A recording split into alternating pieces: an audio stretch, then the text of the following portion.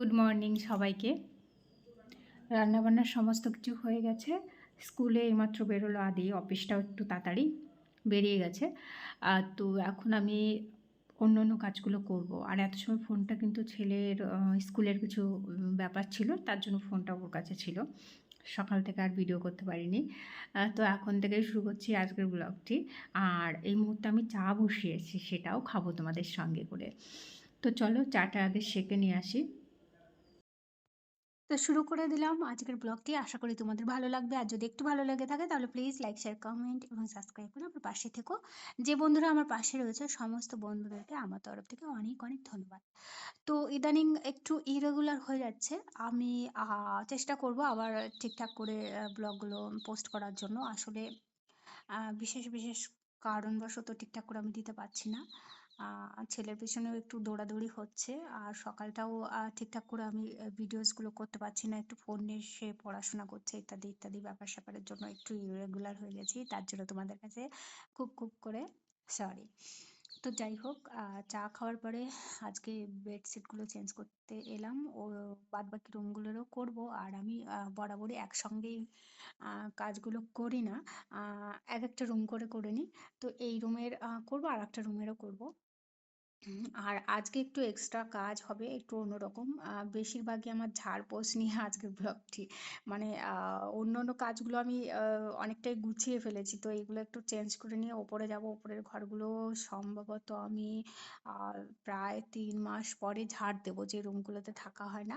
আ বদ্ধ করে রাখা হয় যার জন্য সেখানে সহজে ময়লা এগুলো হয় না। কিন্তু আ মাকড়সাকে কে আটকায়? তো একটু ঝুল-টুল পড়েছে, সেগুলো পরিষ্কার করব। আর মেঝেটা জাস্ট একটু ঝাড় দিয়ে নিয়ে চলে আসব। তো গল্প করতে বেডশিটগুলো গুছিয়ে চলে এলাম রান্নাঘরে। আর এখানে এসে গ্যাসগুলো, ওভেনগুলোকে পরিষ্কার করছি। এগুলোও পরিষ্কার করা হয়েছিল না। তার আগেই আমি কিন্তু বেডরুমটাকে ঠিকঠাক করে এলাম। তো এইগুলো পরিষ্কার করার পরে তারপরে যাব। আর সবার লাস্টে সেগুলোকে করে এসে স্নান করব। তো এই রয়েছে কাজ। আর দূর থেকে বা কাছ থেকে যেই আমার ব্লগটি দেখছো, তাদেরকে, সেই বন্ধুদেরকে অনেক অনেক ধন্যবাদ। তো যাই হোক, চলো সংসারের গল্প তো করছি। একটু আলাদা গল্প করলেও কিন্তু ভালোই লাগে।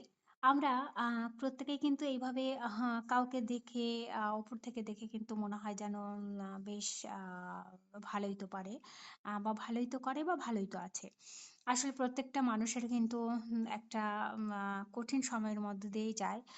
সেটা ওভারকাম করে থাকা, ওভারকাম করে যাওয়া, এইটাই হলো আমাদের জীবন। তো সবসময় ওপরটা দেখেই হ্যাঁ, তবে পজিটিভ ভাবনা ভাবলে পরে খুবই ভালো লাগে। নেগেটিভ মন্তব্য করলে তখন কিন্তু ভালো লাগে না। মাঝে মধ্যে নেগেটিভ আ মন্তব্য শুনতে হয়। তো সেই ক্ষেত্রগুলো কিন্তু ভীষণই খারাপ লাগে যে অনেক কিছু করার পরেও মনে হয়, মানে যখন শোনা যায় কিছুই করে না, খালি ঘুরে বেড়ায়। এই ব্যাপারগুলো কিন্তু একদমই ভালো লাগে না।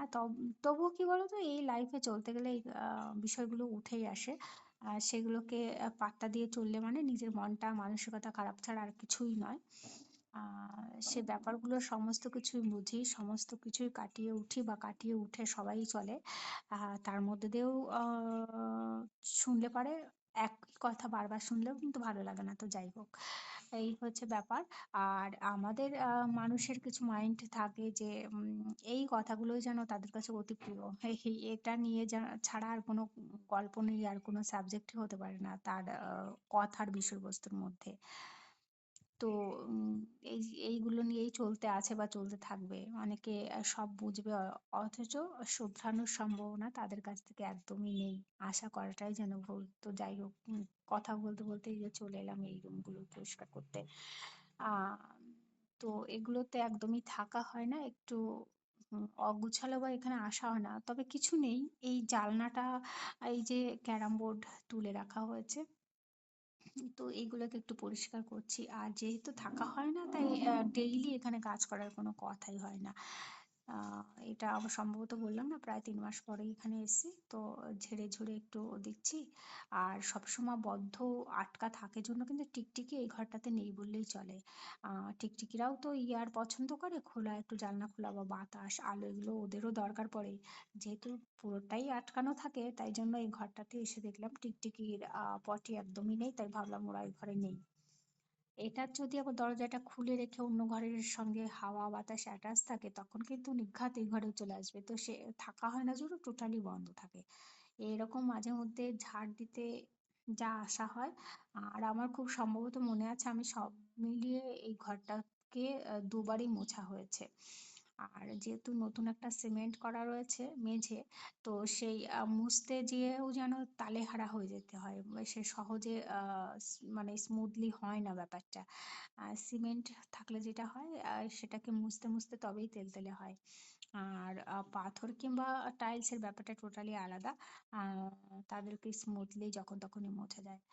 তো যাই হোক এই যে এতগুলো ঘর মিলে জাস্ট এইটুকু ধুলো ময়লা হয়েছে। মাঝখানে আমি একটু কেটে দিয়েছিলাম। এই ধুলোগুলো না উড়ছিল।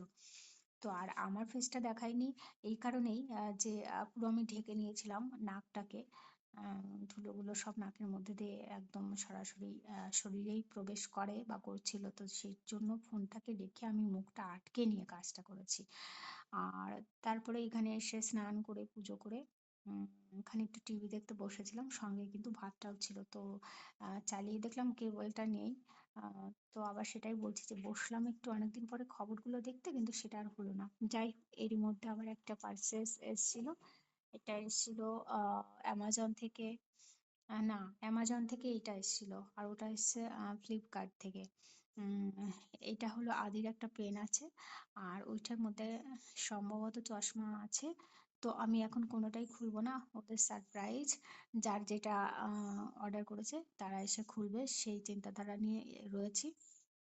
তো সম্ভবত ছেলেরটা তো খুলবেই। ওর বাবা কি অর্ডার করেছে সেটাও খুলবে। অবশ্য অর্ডারের সময় দেখেছিল। তো যাই হোক আজকের ভিডিওটা এখানেই রাখছি। সবাই খুব, খুব ভালো থেকো, সাবধানে থেকো।